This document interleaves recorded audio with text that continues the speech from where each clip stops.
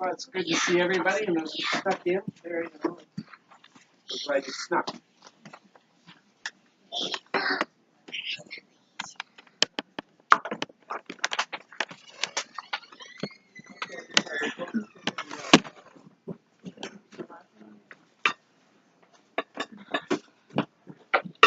I am, as a pastor of the church, I'm concerned and want to bring in a good understanding, a good teaching, where we cover.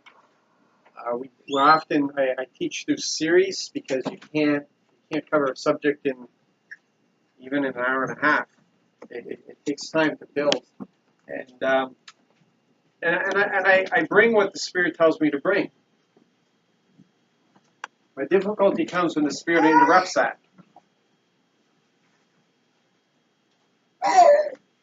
And this week, as I was beginning to prepare, the Spirit said, "It's good, but this is what you're bringing this week."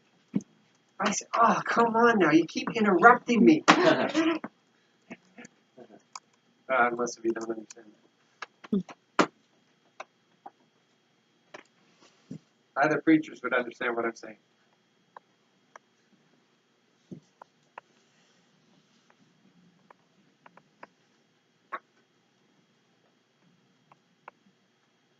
Some of you guys know Bono, right? Yeah. You too? Uh-huh. Right? You ever listen to his song titled 40?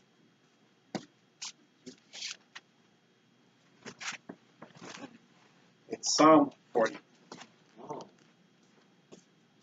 And do you know Eugene Peterson at all? Anybody know Eugene Peterson? He brought us the Message translation. And more than that, he's just a prolific writer, really. But apparently back in 2002, Bono sent him a video message thanking him because he and his band were impacted by the message, the translation. It really spoke to them, and they used it often in their time before the Lord. How many of you knew that you too spend time before the Lord? So Eugene Peterson said, "Who's Bono?" But they struck up a friendship over a period of time, and they've actually done things together. And it has nothing to do with the message this morning, but I want you to hear the beauty of Psalm 40. Not all of it. I just want to give you a taste of it. I want you to settle this in your heart. It does have something to do with this morning's message. I want you to understand the beauty of our Father. Comfort, yes, comfort my people, says your God. Speak comfort to Jerusalem and cry out to her that her warfare is ended, that her iniquity is pardoned, for she has received from the Lord's hand double for all her sins. The voice of one crying in the wilderness, prepare the way of the Lord, make straight in the desert a highway for your God, for our God. Every valley shall be exalted, and every mountain and hill brought low. The crooked places shall be made straight, and the rough places smooth. The glory of the Lord shall be revealed, and all flesh shall see it together. For the mouth of the Lord has spoken. Understand the age in which you live. You have a privilege. The prophet sat and looked into and longed for the times in which we live. The voice said, "Cry out." And he said, "What shall I cry? All flesh is grass, and all its loveliness is like the flower of the field. The grass withers, the flower fades, because the breath of the Lord blows upon it. Surely the people are grass. The grass withers, the flower fades, but the word of our God stands forever." The word of our God stands forever. This is our God.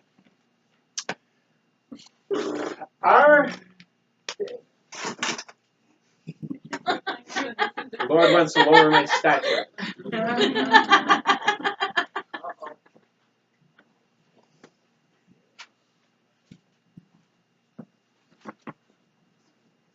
I think our God needs a new PR team. Because the world is not understanding that God is love. They're getting more that love is God. And hey, they worship. They worship love. They write love ballads. And listen, I come into full agreement with that preacher yesterday. Trace love until you find its root. And you find its root is Jesus Christ. Love is an incredible thing in the world. And it doesn't matter what kind of love. It doesn't matter the level of love. Love is a very powerful thing. I come in full agreement with what he's saying. But we got to understand that we get to experience the root. It's like the elixir. It's the not watered down stuff. It's the not watered down stuff. That's where our roots are. So if the watered down stuff is powerful, I owe my children a huge apology. And most parents do. It's unfortunate that it's with time and maturity that we come to understand more fully. And I got to tell you that for my children, I was a terrible example of this non-diluted version of God's love.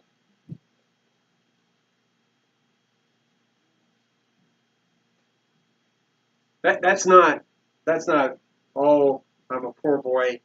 No. This is, okay, that's the reality. That's what it is. But that's not where I am now. And I'm moving away from there even further. But I feel bad that in my life, I carried the banner of Jesus Christ, but didn't always walk in the incredible power of his love. There was judgment on my lips. I spoke with a pastor in recent months, and he said at one time he would want a perfect man in the position of pastor. And now he says he cannot tolerate any pastor that does not know brokenness. See, we understand these things as we go on. And quite often what we teach our children is a form of the law. That's what we teach them. We teach them the form of the law. So that they come to understand that God is a God of judgment. And he's watching them. And if you don't be careful, this is what's going to happen to you. And we pronounce curses over them that have nothing to do with God. Nothing whatsoever. We do that to our children. We do that to everybody around us. We do it everywhere. And for them, and to students who sat under teaching, so I owe a huge apology. I say, try to forget what you know of the past and look to what we're trying to display now. Some of us have problems displaying love because we live in ice palaces of our creation. Because in order to demonstrate love, we have to be vulnerable. And many of us are protectionists.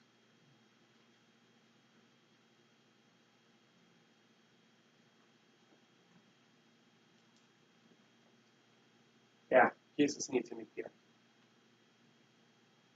He needs a church that will rise up and really demonstrate his love.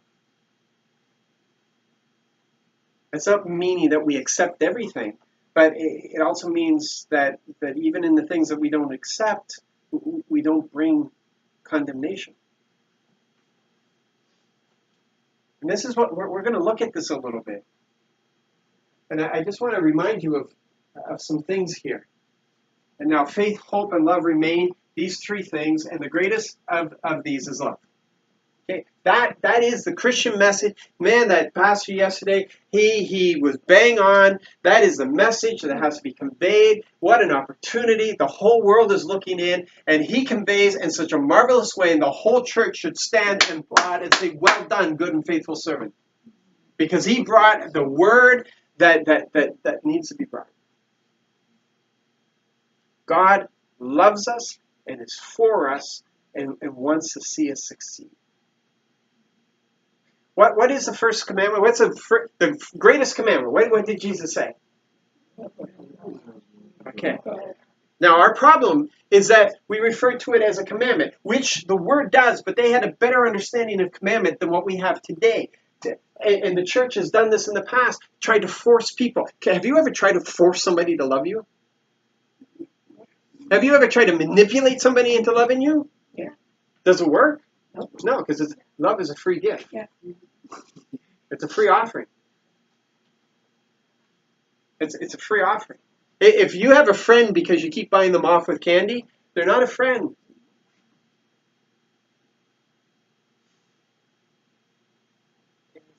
If they would lose you as a friend in a second because you could no longer supply them with candy, then they're not a friend. A friend is somebody who pours into your life, not is there to take out of your life. A friend gives and gives and gives, and you in turn give and give. But it's not a matter of they suck it out of you. It's a matter that you freely out of love. Love is a free offering. It's a free offering. You can't force it. You can't force it. That's why, and I keep bringing this up because it's something in this day and age that moms especially need to hear. Do not look for affection from your children. You're trying to suck something out of your children. You have the responsibility to pour affection on your children. That is, they are there for you. And when you become a mom, you know you want to give them everything. You want to give them the world. You just want to do everything for them. But if they reject you and you turn off your affection, or as we know that at least the Italian moms, they have a way of manipulating. If a mom has to manipulate to get affection from their children, then mom's in a wrong place. We don't love God to try to manipulate things out of him. We love because he first loved us. We love because we appreciate him. We love because he's just absolutely fantastic, and we gladly come before him. So when he's talking about the commandment, what he's saying is that if you are my children, this would be your desire. See, Israel, everybody gets a wrong notion of Israel. God is not some thumper and says, this is what you have to do. No, he brought them out in the desert. He rescued them with no guarantees of anything. He rescued them because of the promise that he had given to Abraham. He rescued them. He brought them out to the desert. They were free. And he said, if you want to be my people, then this is what it looks like in my family.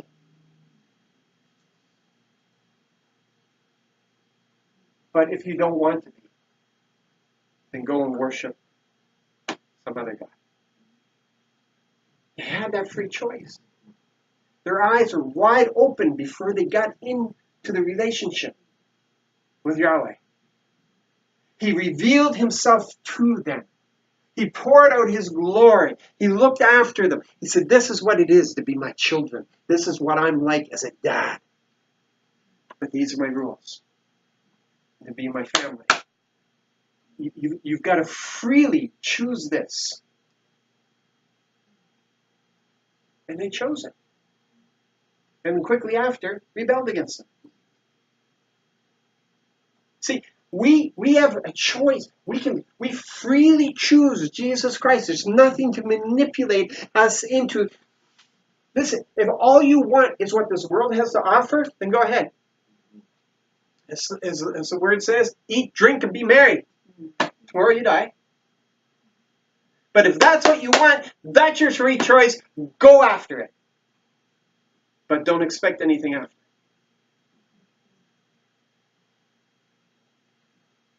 But if you want to experience a love that goes beyond anything that this world can offer, if you want to experience that love and support of a father that could never be personified in any man in this world, if you want to experience just a relationship that is over the top, that is guaranteed for all eternity, then come join the family.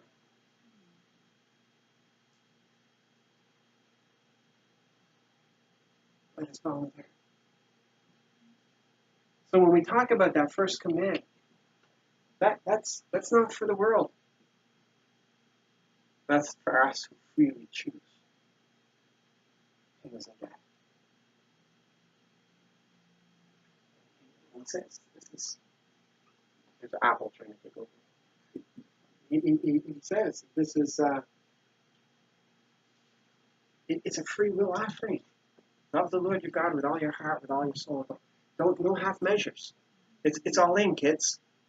It's all in. That's why Jesus said, hey, listen, either be warm, be hot, or be cold, but don't be lukewarm. Because if you're lukewarm, I'm vomiting you up. You've probably saw a child that projectile vomited, right? That's right across the room. Okay. One or the other. If you're in, be all in. We're going to use that as all in. Everybody. All of us. With all of us. All in. Even if you don't know what it's about, and you want to know what it's about, you've got to enter into it gusto. You've got to enter with everything. Because being timid, to come in timidly, doesn't work. There's nothing in the Bible that says that. It says with shouts of praise. Shouts of praise. You come dancing. You come dancing into the courts. You come dancing into the courts. It's with confidence and boldness that we enter in because of what Jesus Christ has done for us. It's a full-bodied love. I told my wife I'm really tempted to put on about 100 pounds. So I can be one of those grizzly bear type of huggers. You know? I don't know about you, but I really appreciate it when a guy just rocks. Oh man, yeah, I love your brother. There's just, I'm still too bony. I squeeze people too hard, they get pierced. My daughter says no. Okay, so I'm delusional. Anyway.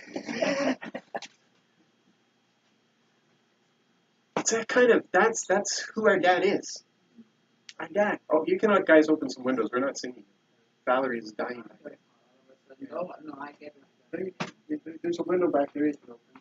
It's warm outside, so you shouldn't have a cool breeze. If you have a cool breeze, close it up again. Don't stand on ceremony. I'm not gonna yell at you. Sit down right there! No. Let me show you the love of Christ. I hope you're kind of understanding what I'm saying. That the love, we can't, listen, it's not about personality. Like worship isn't about personality. Right? Worship is not about personality. Oh, I'm a shy person. Listen, if you know the love of Christ, then there's nothing that can prevent you from holding it back. It doesn't matter how shy you are. And when it comes to affection for brothers and sisters, it doesn't matter what your personality is. We're going to talk about ice castles in a minute. But I just want to... But God shows his love for us because while we were still sinners, Christ died for us. There's the definition right there. There's the definition of God's love for us. Right there. He loved us long before we considered him. Christ Jesus died for us on the cross with no guarantees. Do you understand that? There were no guarantees. He went to the cross with no guarantees. Again, I shouldn't have listened to that pastor this morning because it's affecting my brain. When he said that Jesus didn't get any PhD for going to the cross. I mean, oh yeah. Well, that's a good. Yeah, right. He had no reward. There was no reward for Jesus for going to the cross. It was for us. It was for us. In fact, some of you are coming to understand He's changed for all eternity. It's not just the price of the cross. To be our older brother, to be the firstborn, He had to be changed for all eternity. He's sitting at the right hand of the Father, clothed exactly as we will be clothed. He did not go back to what He was. And that just, my mind. I keep bringing that up. Because that when that hit me in that class all those years ago, it just astounded me. It wasn't just the cross.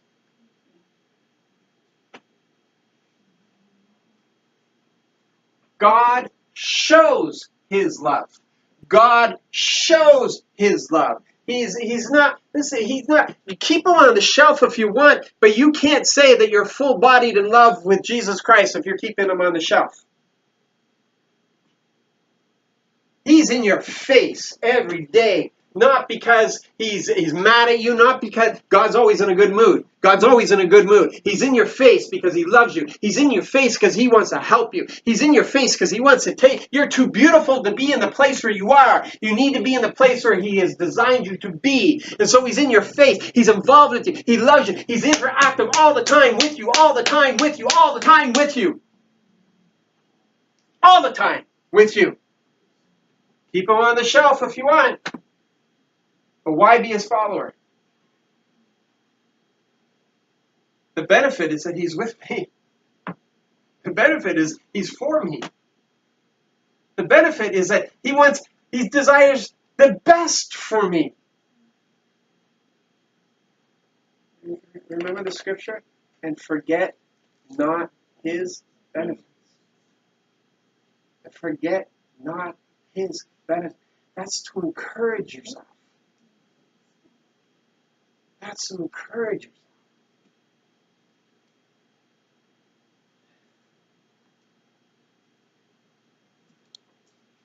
This is why I kneel before the Father. Every ethnic group in heaven or on earth is recognized by Him. Isn't that beautiful? Every ethnic group in heaven or on earth. Ethnic group in heaven? Ethnic group in heaven or on earth is recognized by Him? Just come on, say that. Come on. Now look at that. Look at that. Every ethnic group. Every ethnic group in heaven or in earth is recognized by Him. I ask that He will strengthen you in your inner selves from the riches of His glory through the Spirit. I ask that Christ will live in your hearts through faith. As a result of having strong roots in love, as a result of having strong roots in love. So this is what we're talking about. This isn't for beginners. This is for those who have the roots in love. This is for those who have relationship with Jesus Christ. This is those who have that relationship and they've let their roots grow down in deep in that love, that river that's flowing by. You're replanted by that river and your roots are gone down deep. This prayer is for those people. Us.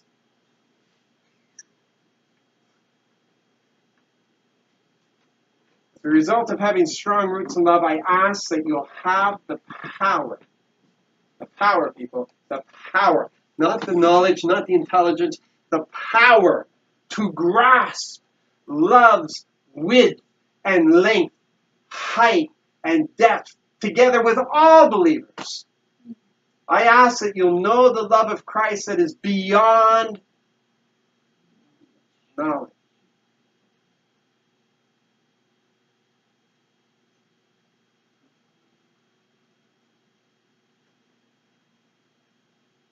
So that you will be filled. So that. I ask that you'll know the love of Christ that is beyond knowledge. So that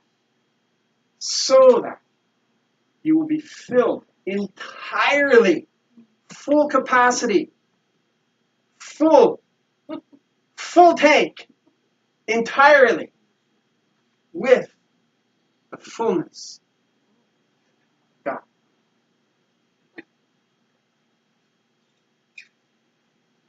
We'll come back. And here's the problem. We know the theology of love. Wish we didn't. Because our head knowledge gets in the way of the heart knowledge all the time. We create the box with our head, with our intelligence. We form a picture with our intelligence. And so when the heart actually tries to break in, our head knowledge won't allow it. So that when God is moving us through to a place and He's trying to take us through the wall of that house that we've built, our head says, no, you can't go through walls. All things are possible.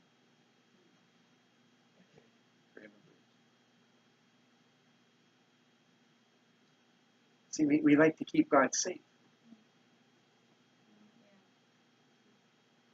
Our God is anything but safe.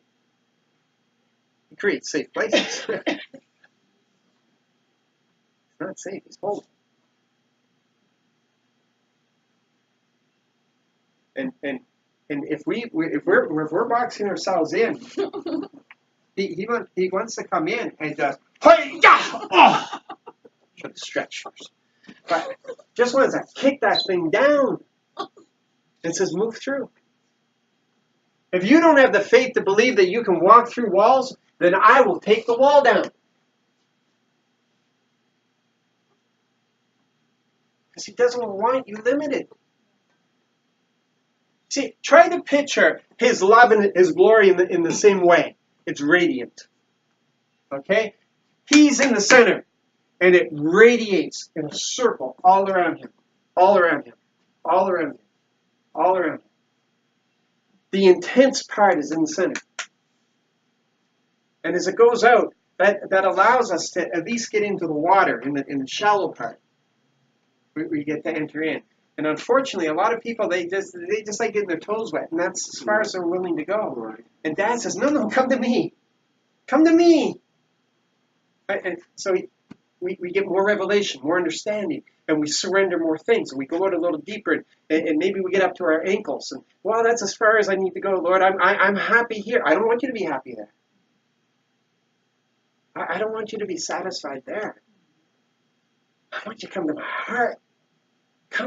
And so our whole life is learning to let go of things.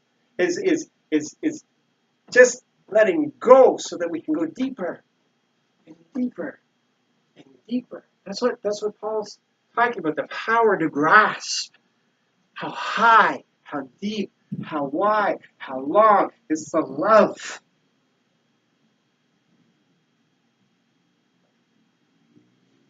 You know, the theology of love. We have the head knowledge that God loves us.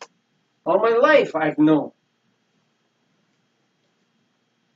I think, my kids would disagree with me, I think parents should get to restart after about 20 years of parenting, because they would make better parents. They would make better teachers. That's why grandparents are so fantastic. Grandparents have all the experience. They have all the love. Why do you think grandparents can pour so much love on the children? It's not just because they get to give them back. It's because they've gained. They know now. They know now not to fret over every tiny little thing. I don't want to get ahead of myself. I got a testimony to share you about that one. We accept that He loves us. We can all say it. God is love. You'll see the banners all over the place, right? Jesus loves you. There goes, big deal. I think that's some of the worst things that we could do. Stop telling people. Stop putting up banners. It dilutes it. It makes it no effect. Telling somebody that God loves them when the church condemns so much.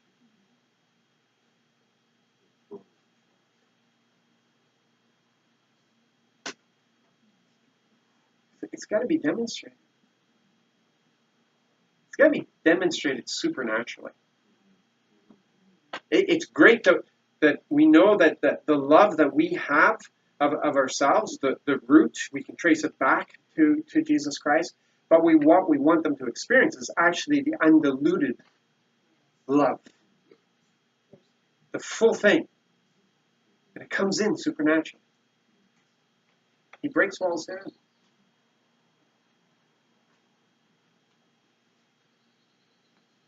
His love is to be experienced. His love, yeah. Love has to be experienced. How do we know? How do we know? How do we know? Just like I told you that the commands are that guidepost. That, yeah, you are my children because you know that you're my children because you love me. See, if you say that you're a follower of Jesus Christ and then you do your own thing and you do your own thing, there's all kinds of signs there that say, hey, you're not my follower. When you say that you love God, the word gives us a good sign there. If you say that you love God and you hate your brother,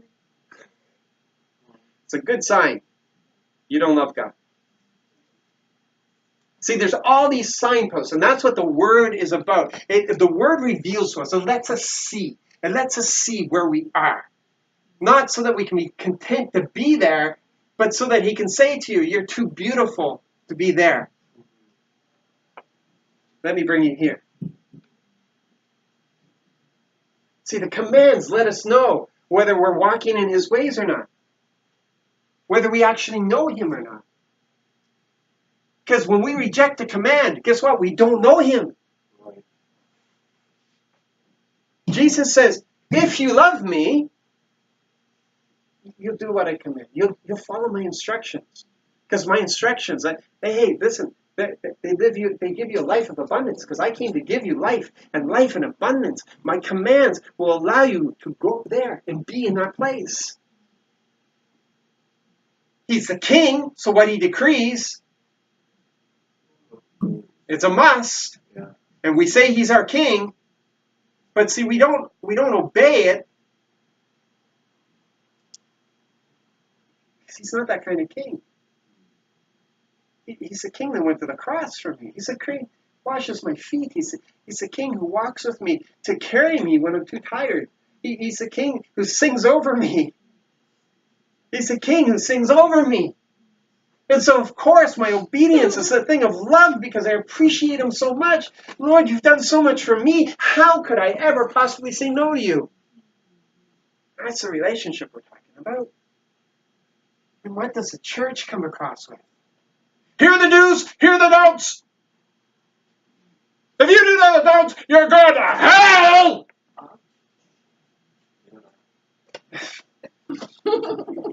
The only thing that will have people not spending eternity with God is when they do not accept Jesus Christ, because Jesus is the way, the truth, and the life. He's the only way. He's the door. He's how we get in. That's the only way you don't get to spend eternity with God. Because you know what? The world's in rebellion. And Jesus covers that rebellion when they turn to Him. Jesus bids them enter in. Jesus gives rest. If all that war stops, the war's over. It's this amazing stuff. And He did it because He loves them. He doesn't want anybody spending eternity separated from Him. He's not there cheering on, oh yeah, there's another sinner. He's going down. Know His heart. Lord, they rejected you. Do you want us to call down the fires of heaven upon them? Are you guys fools? Have you not been with me? Have you not seen? Have you not tasted? Don't you know? I'm here to give life, not to take it.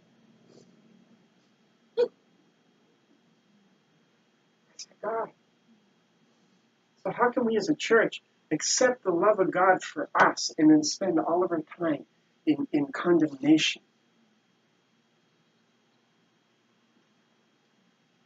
Everything that I see about Jesus is he just demonstrated compassion.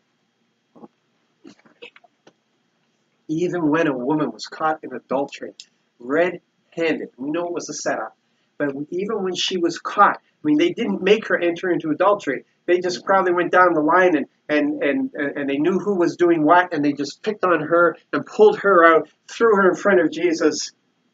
Even when she was caught red-handed, Still put the where are those who condemn you? He looks around and they're not there. He looks at her. Can you just imagine the lightness that speaks life in there? Neither do I. No. Don't say. We're not talking about somebody in the world. We're talking about an Israelite. This is where we have to get here with this. Consider Israel as the church. And Jesus is saying these things. He's speaking to church members. Oh, I'm getting ahead. Let me just look at this. There is no fear in love. We're not talking about the fear that there is in worship, that honest, that respect, that place, that just is just an awesome, when his presence comes in, man, it's power. There's a fear of awe. We're talking about a relationship, though. We're talking about our approach to him. There is no fear in love, but perfect love casts out fear. Because what is fear? Fear has to do with condemnation. Why don't people want to come into the church? Because they're afraid. They're afraid people are going to say things. They're afraid that people are going to condemn them. They're afraid that they're going to pick on them because of the clothes that they wear or what they think or how they smell or what they eat or any number of things. Because that is the reputation of the Church of Jesus Christ. That man yesterday helped us.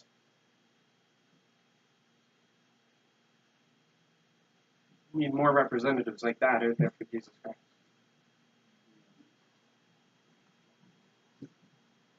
Fear has to do with punishment, and whoever fears has not been perfected in love. Can I? I'm going to get ahead of myself. Can I tell you? How do you know? How do you know if you know the love of God? How do you know? How do you know? Is there any fear in you? no. You guys lie. You lie. I've spoken to all of you. You all have periods of fear. I do. All of you. You have periods of fear. There are times when the enemy threatens to overwhelm you. Because there are times that you forget you are a child of God. Girls, do not let your heart be troubled. Don't be anxious. Do not let your hearts be troubled. Don't be anxious. Afraid, cowardly. Believe confidently in God and trust in him. Have faith, hold on to it, rely on it, keep going, and believe also in me. If you are possessed by anxiety and fear, it is because you do not know that you are loved.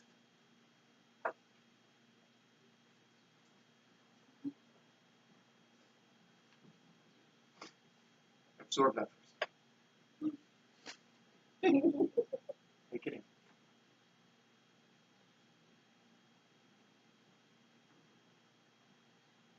Sin is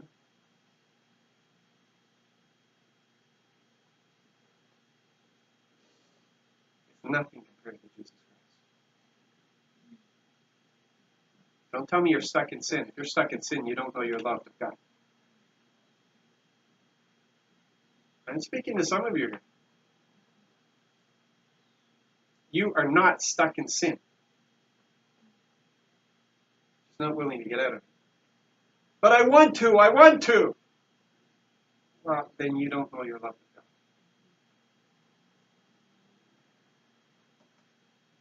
It's his love envelops you. His love.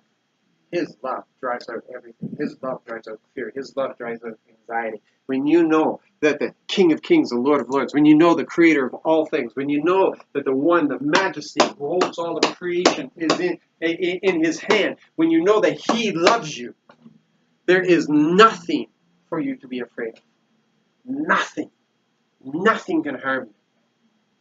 There's nothing to be anxious about because He will give you the strength and the courage in every situation.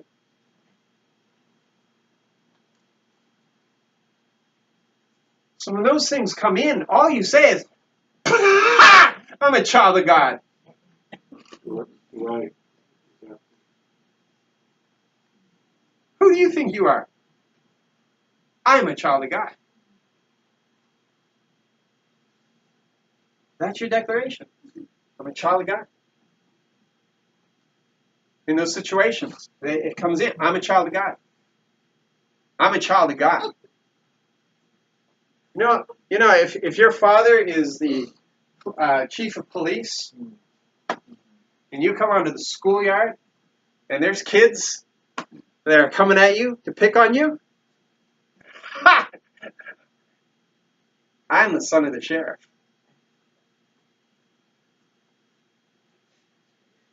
You understand? You understand? Fear and anxiety coming in. Fear and anxiety coming in through the window, coming in through the door, seeping in through the walls. They're coming at you. You guys got nothing on me. I'm a child of God. I'm a child of God. See, if you can say that and they stand in the room and laugh at you, it's because you are not convinced that you are loved. That kid walking onto the school ground, see those kids coming at, and everybody knows that his father doesn't love him. There's no time for him. And he says, hey, I'm the son of the sheriff. So? Because they know his father's not going to defend him or do anything for him. That's not your situation.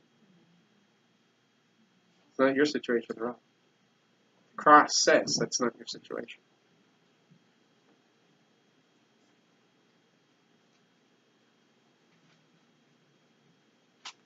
You have fear.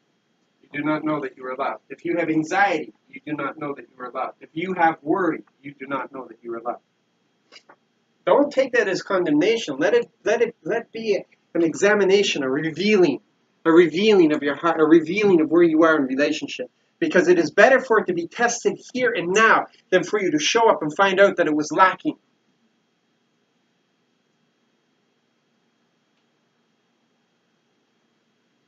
Be honest. Be honest. Because you're too beautiful to be there. You're too beautiful to be there. If you can ask these questions and realize that you don't know that you're loved, say, Dad is saying to you, listen, you are too beautiful to be there. I'm moving you over here. I'm bringing you to where I want you to be. Because He will convince you.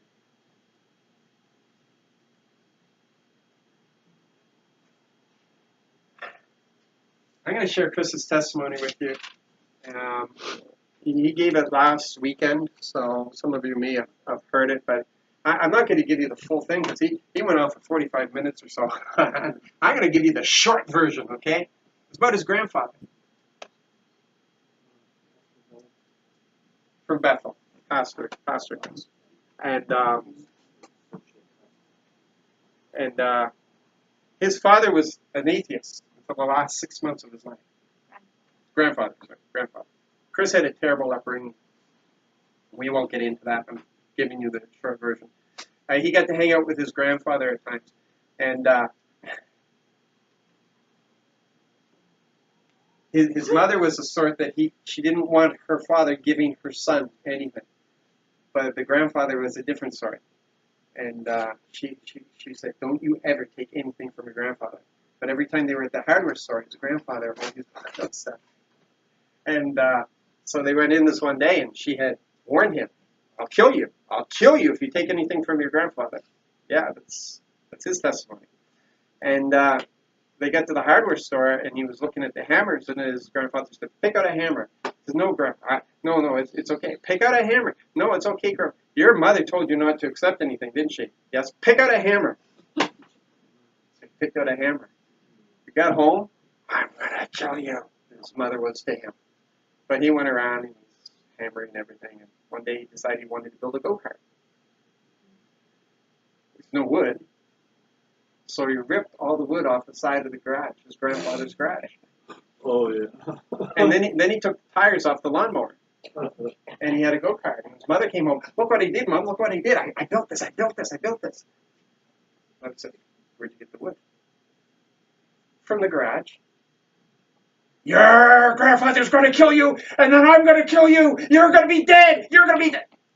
The grandfather comes home, and she grabbed him by the neck and brought him out.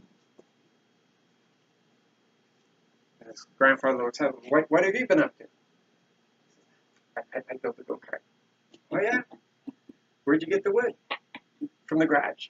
And the light was streaming in through the garage from this missing wall.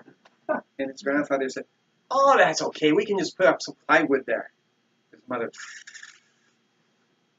where'd you get the tires? Off the lawnmower. Oh, come on. Let's go down to the hardware store. I'll get you some real tires with axles and the whole thing. Oh. Mother, kill you. Then he was staying at his grandfather's farm. His grandfather bought a farm. His grandfather had to work, though, and so he would spend the summers and he'd work on the farm. And he at that age, he was 13 or something. He was allowed to drive the tractor, but his grandfather had to be there to supervise him driving the tractor. And there was something that he wanted to do, and always he broke the forks on the front of the tractor. It makes a tractor kind of useless on the farm. So he backed it back into the garage and parked it. And his grandfather came home and said, so you get all your chores done? Yep. What else did you do? I'll show you. Brought him in. He'd never forget his grandfather walked around the side and said, oh, that's not supposed to be like that. I wanted to show you how to use the blowtorch anyway. So come on, let's.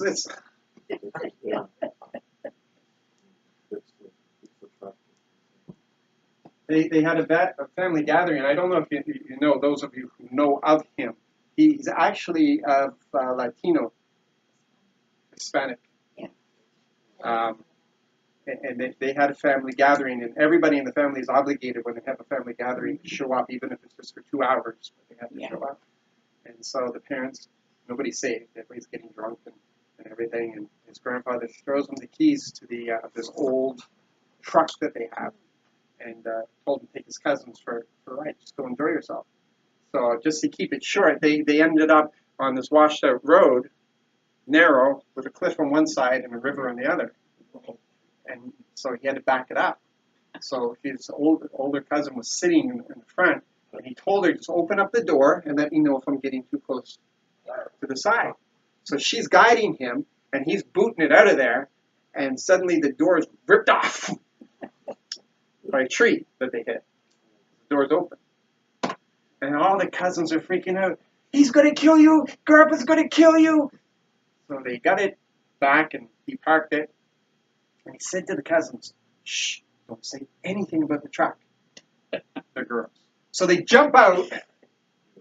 Grandpa, Chris wrecked your truck. His uncle came out. I'm going to kill you. Oh, you wrecked the truck. You could have killed your cousins. I'm going to kill you.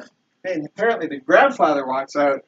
He kind of gives Chris a wink from behind the uncle, so the uncle couldn't see. And then he comes out. So what happened here? What's going on here?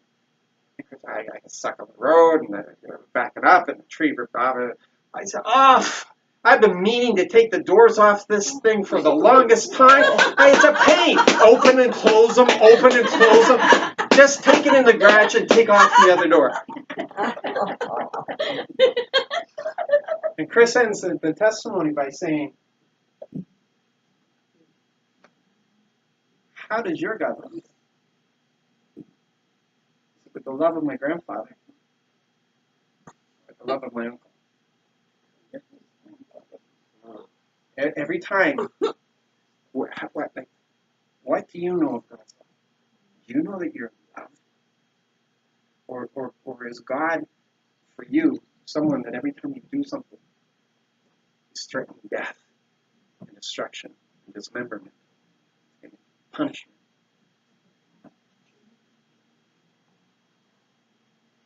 Or is he God who uses everything for your benefit? Is he a God who uses everything for your benefit? Because you see, the point of this, other than it being humorous, and it's funnier when you listen to the whole thing, but the point of it is, if you know you are loved with that unconditional love, and that's what that pastor was talking about yesterday, the unconditional love. If you know you are loved with that unconditional love, then you walk in life with a confidence and a boldness, and you're not afraid to enter into what God has called you to. Some of you were talking on Wednesday because we've been having a wonderful time in the Spirit and great things have been happening. Some of you have been talking about that you've been afraid that it's you and not the Spirit. You're afraid you're going to rip the door off the truck.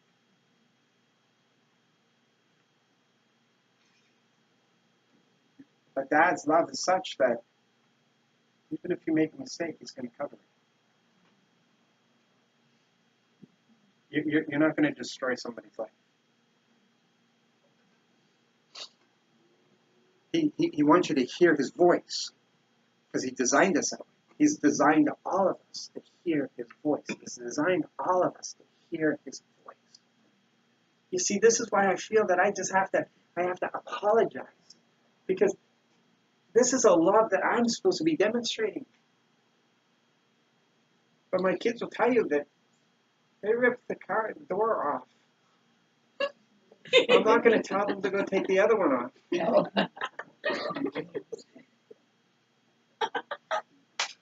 And sometimes we're brilliant and we use situations to teach, but other times we're vengeful. Is that how we see God? Is that the love that we know? And I'm not saying that we are going to be able to channel His love perfectly. I'm not saying that. But it will be impossible for you to channel that love if you do not know that you are loved in this manner.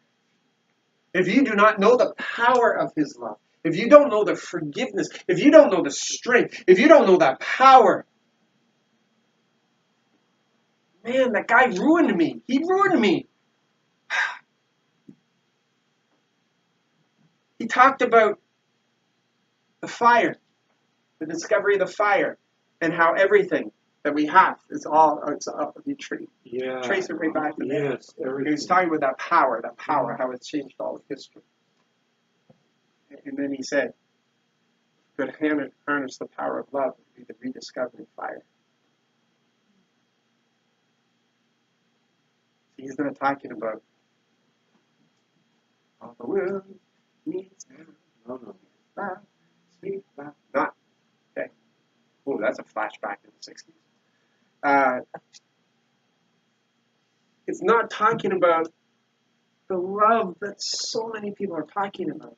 He's talking about the undiluted love of Jesus Christ channeled through us into this world to radically change where heaven meets earth.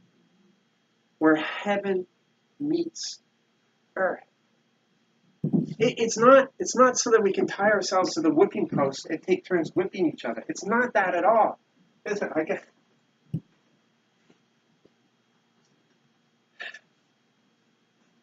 Question is, which is your God? And I just want to point you to the right side of the room, to which is your God. The lost coin, the lost sheep, the lost son. The lost coin, you know all about it. The lost sheep, you know all about it. The lost son, you know all about it. We refer to the prodigal son. He's the lost son. He was lost to his father. Can I just point out to you? In order to be lost, it had to be possessed at the first. Leaving the 99 to go after the one is nothing to do with the people going out into the world after people. Those people were never part of the family. It's those who wandered off. It's those who were in the Lord's pocket, a coin, precious coin, that managed to get out of the pocket where it was. And he did everything to find that coin. That sheep was part of the herd. It was part of the herd. And the herd was left so the shepherd could find the one sheep. Because those who wander off are easy pickings for the lions and the bears. David's come along and wrestle the lions and the bears. Do you know quite often that sheep was dead in the mouth, but it was the principle of it? It was the principle of it. David would still go after them and rip their jaws apart and take that back. Because our Lord brings life to the dead. So it doesn't matter. I want you to understand, you are a child. Even if you've wandered off, you are a child. And he will do everything he can. He will chase after you. He won't give up on you. He won't turn his back on you. There is never a point that he will turn his back on you. You are so precious to him. You're absolutely precious to him. And these things that Jesus taught us were for us to know the Father's heart. It's for us to know the Father's heart. Some of us know it. Some of us had the experience of it. Some of us have wandered off. And were chased after and brought back. It's who he is. It's who he is. I wonder why we dance when we worship. I wonder why we shout. I wonder why. Bill Johnson teaches that if somebody has to tell you to put up your hands, it's not the Spirit. Somebody tells you to kneel, it's not the Spirit. If somebody tells you to shout, it's not the Spirit. We need to learn to worship with the Spirit. So that it's in love that you kneel. It's in love that you raise up your hands. It's in love that you shout. It's an overwhelming passion that comes out of you for God. But I pray it's a burning. It's a burning and not just a passion, because passions can fade, but the burning never goes out.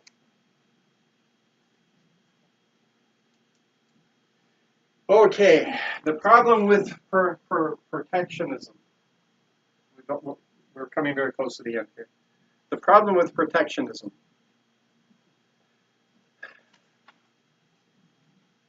I would say most of you here who are old enough have been deeply wounded at one time or another.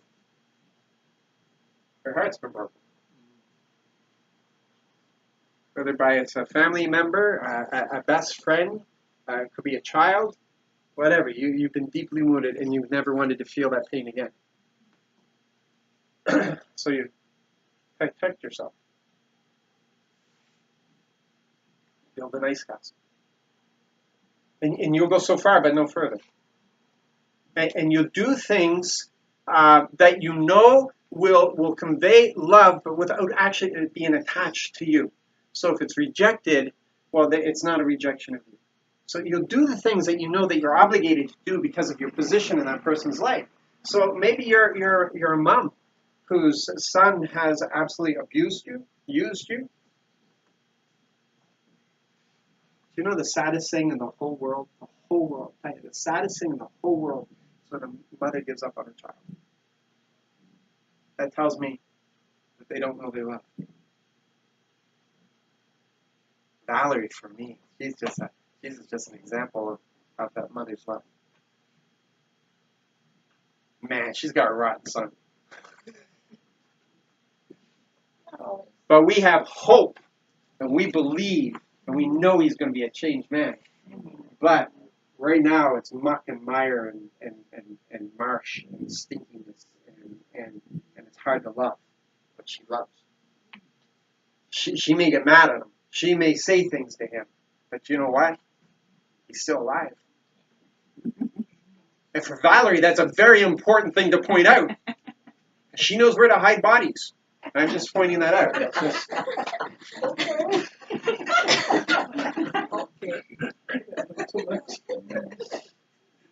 She's scared. the police do watch us from time to time. I understand. But that's an example. A mom has to be really pushed. A mom has to have a shallowness in their own life. A mom has to have a lack in their own life to give up on a child.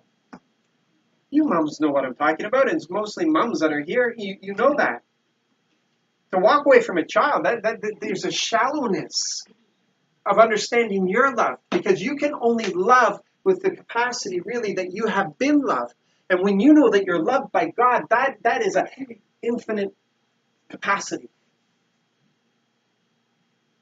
But a mom who was never loved, a mom whose husband or boyfriend walked out on her, a mom whose own parents failed to demonstrate love to them, there's a shallowness of experience that even nature can't fill.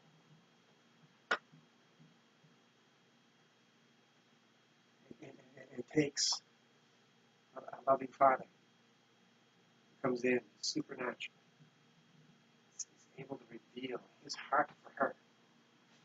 Suddenly her capacity is off the scale. See, it's not just to the moms. It's not just to the mom and a child relationship. It's all the relationships of her life.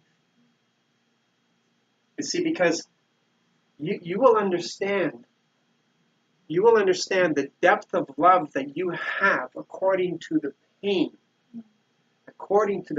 you're willing to tolerate because of that love. And if you've been hurt and you're closing yourself in, it's because now there's a shallowness. And this is the incredible thing about our God. Our God bared himself.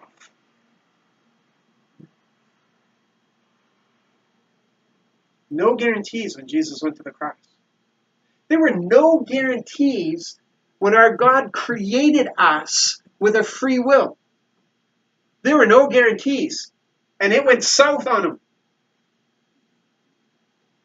It went bad. And he still did not stop loving.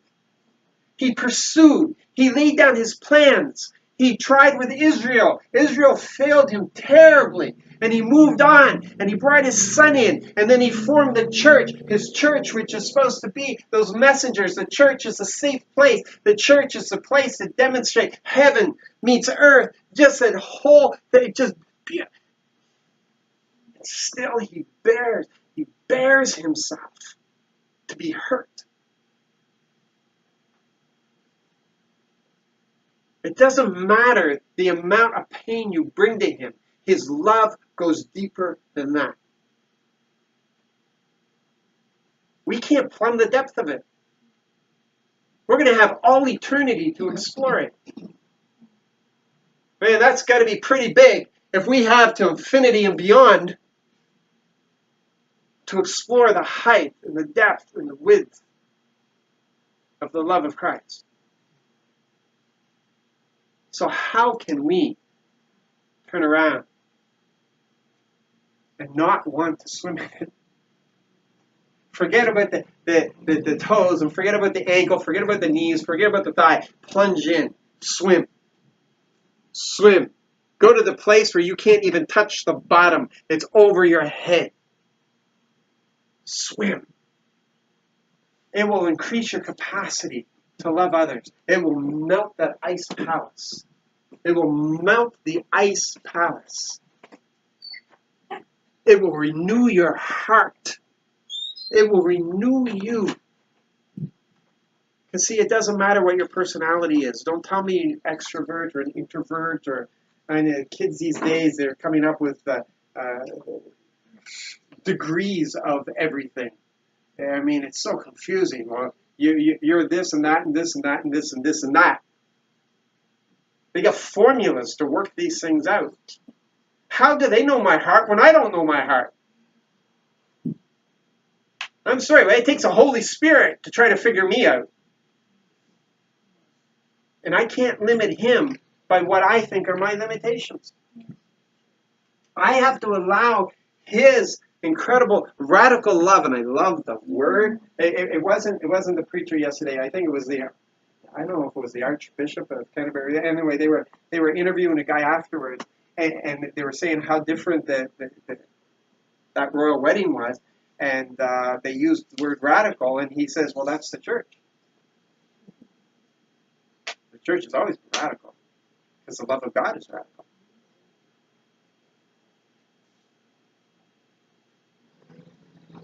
Now, I'm not aligning myself to the doctrines of those churches, but that message, I'll align myself to that message.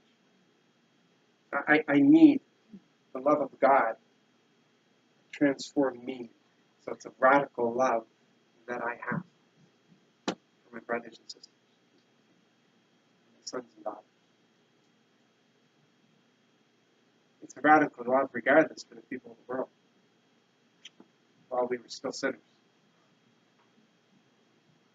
Jesus died. But we can't protect ourselves. We've got to get out. We got to get away from that. If you insist on protecting yourself, you've got to admit, I'm protecting myself because I don't know I'm loved.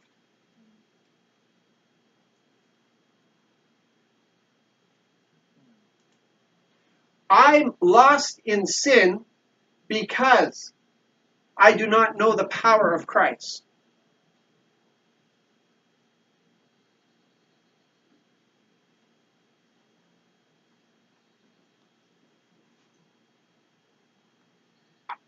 Now, what's really funny is that the Lord was dealing with me with this, and I shared this a little bit on one of the devotions in the morning.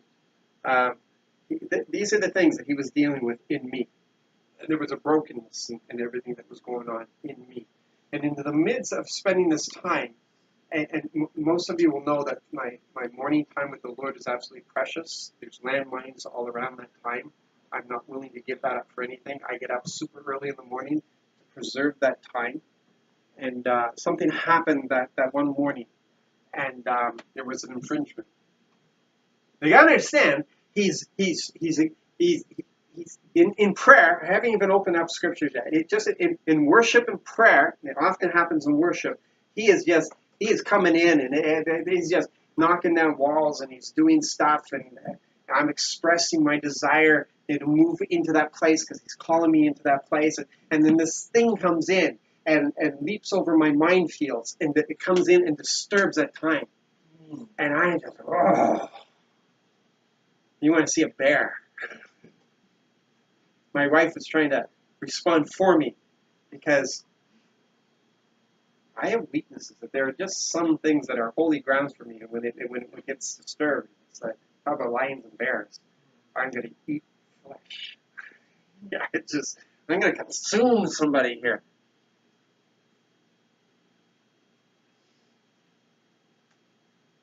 Dealt with the situation.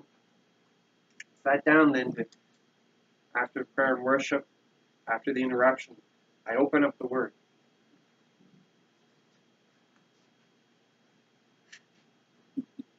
This is the first thing I read. Come on now. This is our God.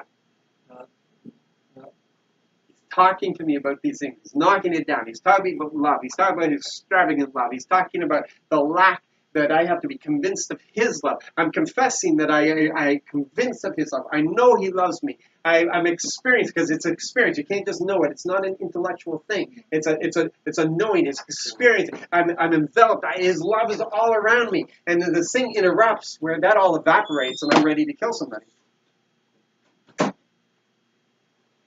And I open up the Word and he says, examine me, Lord. Put me to the test. So if I didn't know what I had done, I now knew what I had done. He has a marvelous way of, you're not paying attention. Let me just be a little more frank with you. Because we have a subtle God. We do. He's gentle with us. But you all know that subtlety doesn't always work on everybody, right? Yeah, it doesn't always. And in that moment, I was so disturbed that subtlety wasn't working. And so he just plainly speaks to my face, examine me, Lord, put me to the test. F. Purify my mind and my heart. Because your faithful love is right in front of me, understand where I was, because your faithful love is right in front of me, I walk in your truth. That means you do it. Because you've demonstrated your love for me, I'm going to demonstrate your love. Because this is how you've loved me. This is how I'm going to love others. Now, I understand, he wasn't being mean. He wasn't being condemning. He was doing exactly this. Examine me, Lord. Like, when that examination takes place, it's a reveal. People don't understand. Tests in schools are not bad things. They're to let you know what you've retained. And if you've retained enough to continue learning, or whether you need to go back. That's the test. We have terrible ideas about testing.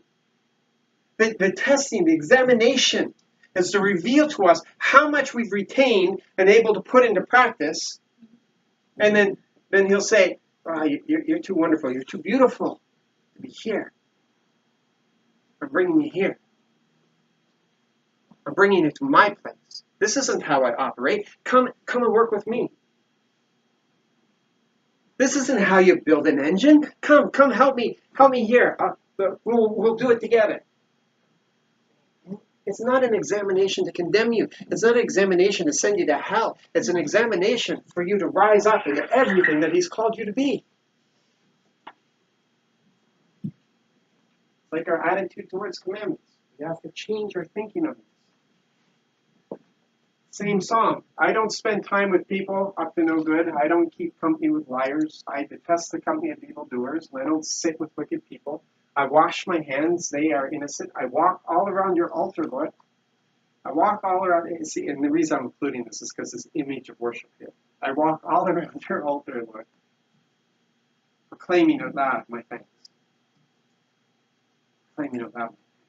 Declaring all your wonderful deeds. I love the beauty of your house, Lord. I love the place where your glory resides. Where does his glory reside? Where is his house?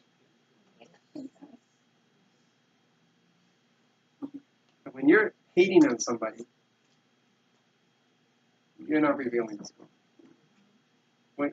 When you're being angry with somebody, even if you're justified to be angry, you're not revealing his glory. Keep in mind, if you came home and discovered your garage wall is gone, and your grandchild has just built a go-kart out of your garage wall, it's going to cost you now to do the repairs. Translate that to some things in your life about other people. Now, I'll finish off what his testimony was, that his grandson was using their ride-on lawnmower, and he had taken it into the garage, and he was coming back out of the garage with it, but had mistakenly hit the automatic closer on the garage door. It's a big, beautiful home that he has, and he sees it, what's happening, and he's running across the lawn yelling at his grandson, but it's a loud ride-on lawnmower. And he says like he's like 20 seconds away when the door comes down and catches that and he rips the door off. And he keeps running at it. And I think, I missed this part, but I think his wife yelled from the porch, "Remember your grandfather!"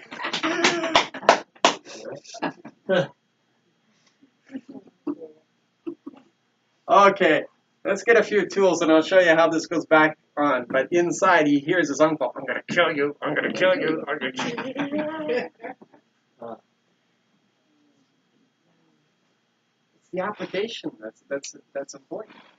If you're absolutely convinced, not only are you going to have the boldness, not only is fear and anxiety going to be gone, but you are going to be that representative of God's love in all the people that's in your life.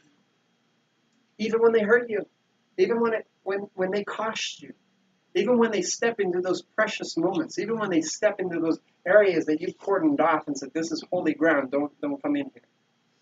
Even then. You know David broke a lot of commandments, right? When he established worship in the temple, he broke so many commandments. He was stomping all over holy ground there. All kinds of things, all kinds of rules. But you know what? God loved his heart. And he accepted that. That's like a child taking those super indelible, never come off to your dad, and even then. That story. And they color your brand new refrigerator. That's what it would have been like with David creating, stomping all over the holy ground. And God looked at that and said, Picasso.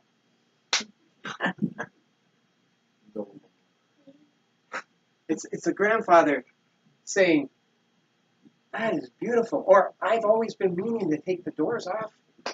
Let's take the other door off. The value is that heart. It's the heart. Even the people in your lives that are the most annoying. Listen, if you step into that relationship with the reality that you are loved, you're probably one of the most annoying people to God. But He loves you. If you could step into those relationships in that reality, then you're going to understand how precious the heart is. Forget about their actions. Forget about their words. Forget about their habits. It's that heart. Why does a mother love a child? It's not because they're good all the time. Why does a grandparent have such patience with a grandchild when they had no patience for their own children? Because they've learned how fragile and how important that heart is. You know, the word says that it's the grandchildren. You're a blessing to your grandchildren. Your children are a blessing to you. But you are a blessing to your grandchildren.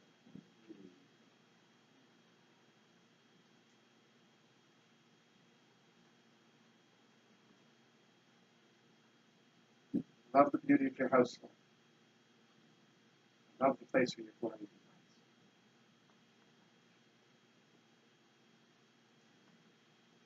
Love because God first loved us. I ask that Christ will live in your hearts through faith. As a result of having strong roots in love, I ask that you'll have the power to grasp love's width, length, height, and depth, together with all believers. I ask that you'll know the love of Christ that is beyond knowledge, so that you will be filled entirely with the fullness of God. It's as simple as that.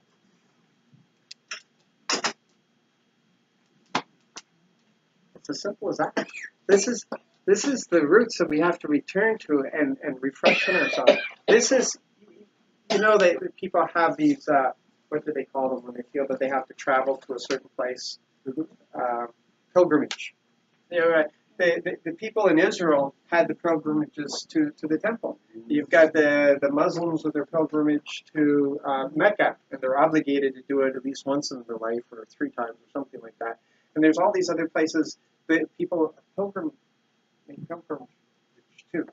Where we make pilgrimage to is to refresh ourselves in His love.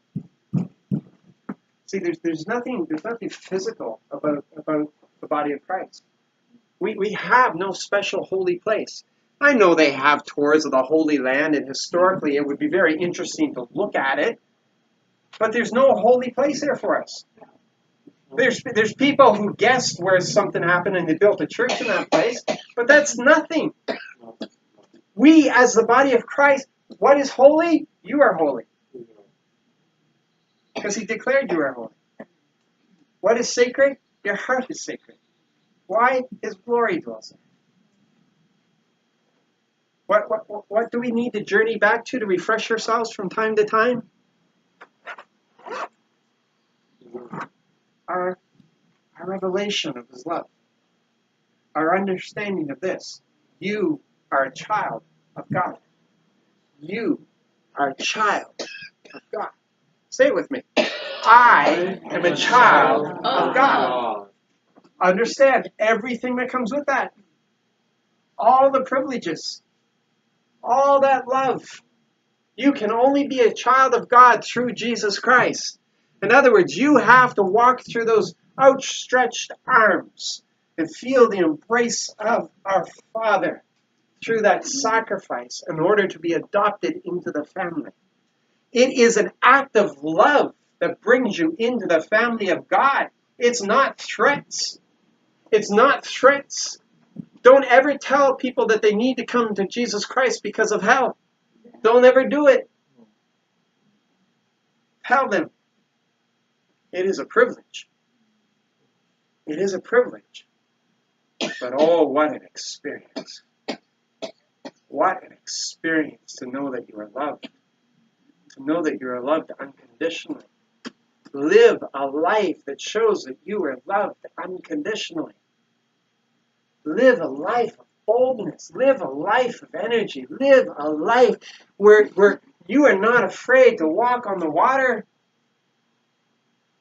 You are not afraid to walk on the water. You are not afraid at all to step into the colony of lepers. You are not afraid to speak to the blind man. You are not afraid at all because Father loves you. And you can't mess up. Don't worry that you're going to screw up somebody's life. He's got you. He's got you. You are designed to hear his voice. So listen and respond. Listen and respond. We're going to go back into worship here.